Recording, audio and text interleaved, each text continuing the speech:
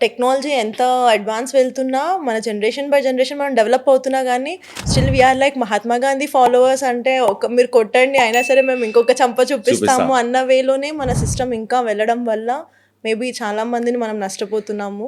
So, ఈ విషయానికొచ్చేసరికి ఇక్కడ ఇంటెలిజెన్స్‌లో fail అయిందంటారా? గవర్నమెంట్‌లో ఫెయిల్ అయిందంటారా? పర్టిక్యులర్ సిచ్యువేషన్ గనుక మనం అనాలిసిస్ చేస్తే, ఇది purely failure of intelligence.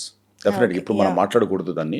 Because now మన కళ్ళ ముందు ఉన్నదంతా కూడా ఈ ఫెయిల్యూర్ అనేది ఏది అయినా కూడా దీనికి పర్మనెంట్ సొల్యూషన్ ఏంటిదనేది ఆలోచించాలి. హ్మ్. వి షుడ్ నాట్ అంటే మోరల్‌గా మనము ఇంట్రాస్పెక్షన్, ఇంటర్నల్ సర్జరీ ఇవన్నీ కూడా మనం తర్వాత చేసుకోవచ్చు. బట్ ఇట్స్ ప్యూర్‌లీ అక్కడ ఒక గెస్ట్లు ఒక టూరిస్టులు వస్తారనుకుంటున్నప్పుడు ఆల్ సెన్సిటివ్ ప్లేసెస్లో మనకున్నటువంటి అన్ని కొన్ని వేల మంది లక్షల మంది మనకు పారామిలిటరీ ఉంది, అక్కడ సిఆర్పిఎఫ్ హుహు. ఉంది, అండ్ జమ్మూ కాశ్మీర్ పోలీస్ ఉంది, అండ్ బార్డర్ సెక్యూరిటీ ఫోర్స్ ఉంది.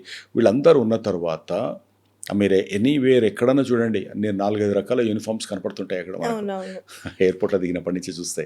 సో ఇంత సెన్సిటివ్ ప్లేస్లో అంత ఇదిగా ఎలా వదిలేశారు?